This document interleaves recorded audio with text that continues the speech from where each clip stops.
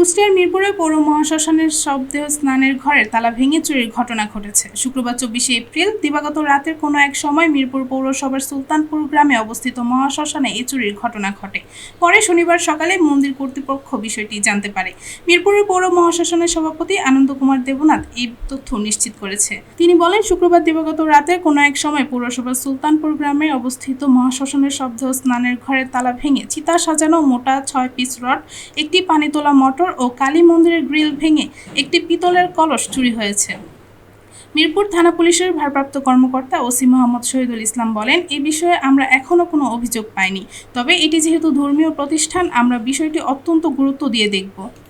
সকালে 9:30টার দিকে আমার এই যে মণি ভাইয়ের ওখানে কাজ করছে মিস্ত্রি, এদিক দিয়ে গেছে।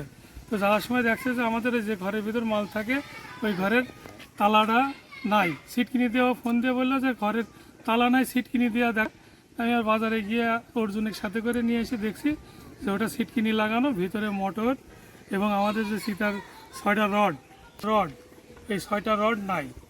আর ওই মন্দিরে যা দেখছি গ্রিলের 2টা বাতা নাই, ওখানে একটা আমাদের পিতলের ঘট ছিল, সেই ঘরটা নাই।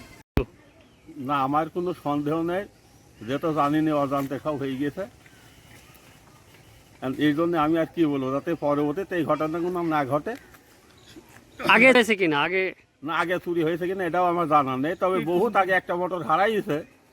তবে সেটা কতদিন আগে, মানে 25-30 বছর আগে, ওটা কোনো ঘটনা না। তবে এখন যে বাস্তবে নতুন যে একটা ঘটনা ঘটছে, এটার জন্য আমরা খুব দুঃখিত।